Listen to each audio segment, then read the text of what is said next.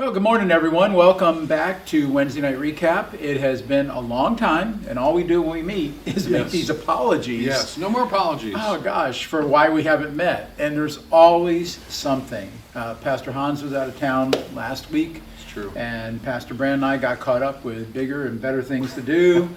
It's really crazy how the weeks have been just racing by. But anyways, we're going to catch up. And as you know, it is Thursday, March 24. It is. The weather outside is awful where you are. Okay. But as you can see, we're in the tropics. And we're having a blast. The sand is great. The breeze feels so nice, you know. So we just thought we'd bring you something a little more hopeful than a cold March spring day. That's right.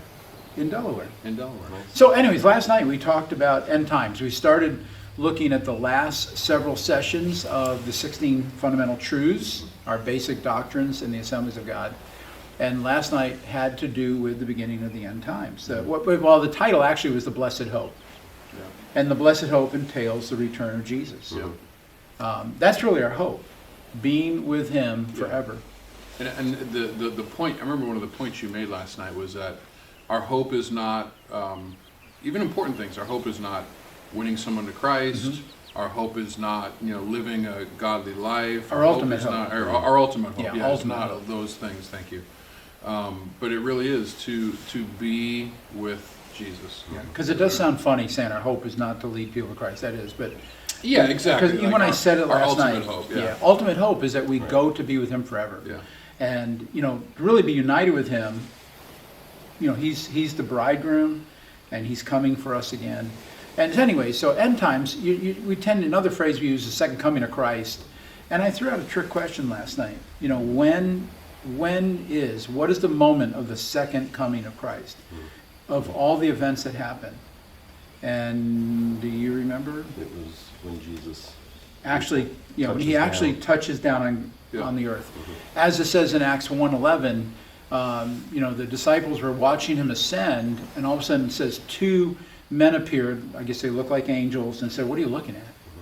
And they're watching him ascend, and they said, the Son of Man will return the same way that he left. So technically the rapture is only the beginning.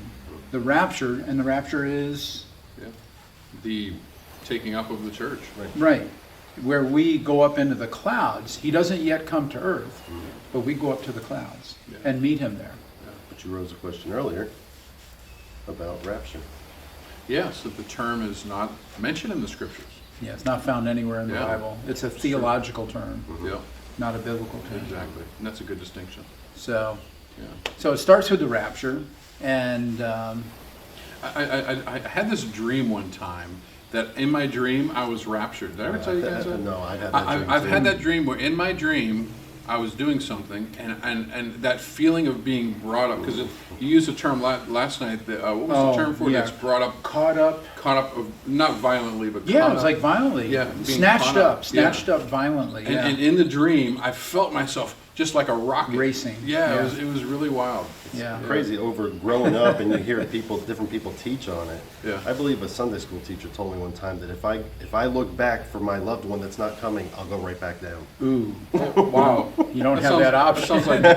Sounds like Lot's wife turning into salt. Yeah, right. I think they got the Bible verse mixed up. Yeah, maybe. And that's a good analogy, but at the same time, we need to be concerned now, because when that moment happens, you can't slow that down. And I wonder too, because the Greek word that's used, it's a long Greek word in the Bible for being snatched up, quickly, rapidly, violently. You're not gonna have the ability. No, you're just transported instantly. Yeah. And maybe that's why. Yeah. Because some of us would want to grab hold of what we left behind on earth. Right. But it's too late. And of course, that's essential to the gospel, isn't it? I mean, It is. it's appointed unto man once to die, and then the judgment. And George Wood had mentioned that in his teaching session last night on video. You can't change your fate once you're gone from this earth. It's true. And so that's obviously, end times, an appreciation for end time events will probably make us more active in evangelism now. Yeah.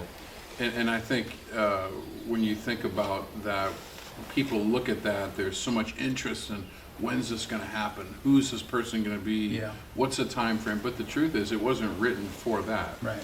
You know, the purpose was to cause us to live a life that was thoughtful about how we were living and about the mission. Yeah. And that's, you know, that's the goal of Yeah. the. You know, that wasn't time. stated last night, but next week, remind me, you know, and, you know, if we finish next week, or even in the next 2 weeks, to remind people, the purpose for us knowing about end time events, like you want to say results, events, is that we would be more active doing what we're supposed to be doing now. Yeah. You know, kind of like there is that verse, it's got to be Old Testament. You know, we need to be working while it's day, because you cannot work at night, the Bible says. Yeah. So we have daylight, Yeah, we do. and we need to get people saved. We need, But you brought about the question last night, is where's the anticipation anymore? And Yeah. you know, because I remember you lived with that anticipation. Oh, yeah. The Lord could come anytime. any moment. But now it seems to have, and I don't know what it is. I don't know Yeah. if we're just not looking for it. I say we, I just mean the church, believers. Are we watchful for it, or have we grown cold to it? I don't know. I don't know where people are at. There's a real sense of complacency. Yeah. And, you know, there was a phrase that used to get tossed around, you know, he's so heavenly minded, he's no earthly good. Now I think we're so earthly minded, we're no heavenly good. Yeah, wow. You know, hate to use cliches, and but actually those little ditties help you remember what's what. You know, but no, I think the church has fallen into a period of complacency, and there isn't an urgency to get somebody saved. Again, one of the things George Wood said is, for every one of us, the next moment could be our last. You know, we're going to go to meet Jesus either by death or by rapture. Okay, I mean, if you're a believer, there's only one way. Yeah. You know, it's going to either through death or through the rapture. It's got to be one of those two.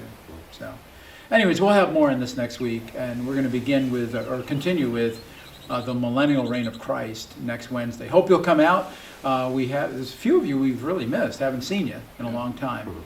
And so, anyways, God bless and have a great rest of the week. I think you should go surfing that night.